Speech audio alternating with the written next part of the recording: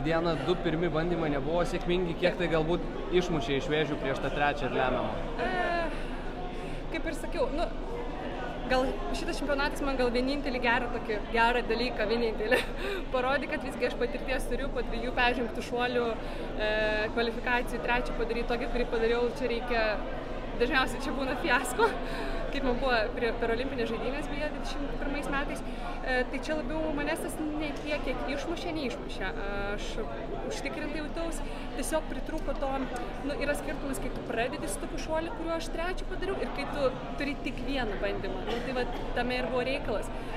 Šiek tiek buvau pasiruošus tam psichologiškai dėl to, kad šį sezoną turiu ir praeitą, paskutinius metus turiu tokią tendenciją, kad šiek tiek turim problemų su išsibėgėjimu. Tai žinau, kad taip gali būti, tai tam rašiausi, bet be abejo, mano tikslas, kaip ir šnekėjau prieš, yra vienas. Yra finalas ir viskas yra už finalą. Tai pas mane nėra. Aš norėjau arba būti finale, visi kita man lygu nebūti finale. Ar čia tu, nežinau, 13 ar 27, man nesvarbu. Man buvo finalas tikslas pagrindinis. Atrodė, kad prieš šuolį ilgai ruošėtės, ar čia jaudulys buvo? Ne, čia vėjas. Jeigu jūs žiūrėjote sektorių, tai turėjote pamatyti, kad buvo priešinis vėjas. Tai sportininkai laukia, kad vėjas pasikeistų. Taip ir aš laukiu.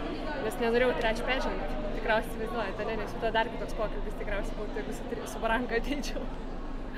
O turit paaiškinimą tiem 2 pirmiem šuoliam, kas nepavyko juose? Kas nepavyko, aš peržengiau.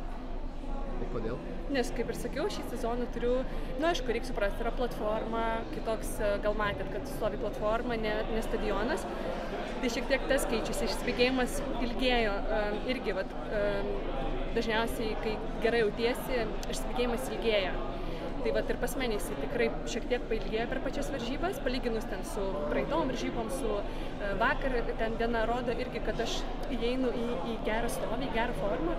Tai fiziškai tikrai jautaus gerai, tame net, nėra kažkokių kalbų.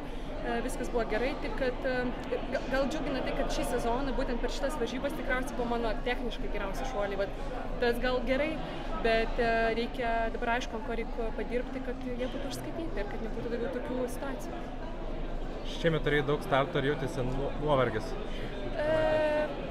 Ne, aš manau, kad aš labai gerai fiziškai pasiruošus ir bendrai, ta prasme, dalyvauti varžybose, keliauti ir aš turėjau labai intensyvę 7 savaitę, aš pakeičiau kelis kontinentus per 7 dienas, bet tai buvo padaryta tam, kad aš užsiaštrinčiau, nes Europos čempionatas ir 1 birželio savaitę visas labai anksti ir jeigu aš nebūčiau taip prastartavus ir išsibandžius savęs ir užaštrinus formą, tai manau, kad aš taip nesijausčiau ir fiziškai gerai kaip čia jaučiaus. Tai reikėjo tą padaryti ir aš manau, kad tai tik nauda buvo. Vis dar kovoji dėl vietos į olimpinės žaidynės, ar laukia intensyvus varžybų grafikas paskutinį šį mėnesį? Negaliu pasakyti intensyvus, nes žinot, kad laukia Lietuvos čempionatas, tai yra labai svarbus. Dar bus tikrai, žinau, kad patvirtintas vienas komercinis startas šį mėnesį, o toliau čia kaip treneriai sudėlios, bet aš įsivaizduoju, kad nebus ten daug startų, nes jau nėra laiko, reikia dalyvauti kokybiškai ir šok toli, o ne tiesiog daug dalyvauti varžybose. Dalyvavote 3. Netikėta buvo, kad visos 3 ir nepateko? Aš iš tikrųjų nežinau, nes aš savo pogrupį buvau... Jo, aš savo pogrupį mačiau, kad buvau viena iš Lietuvos, tai žinai, varžybos vyksta, tai ten per daug nesidairai į šonus.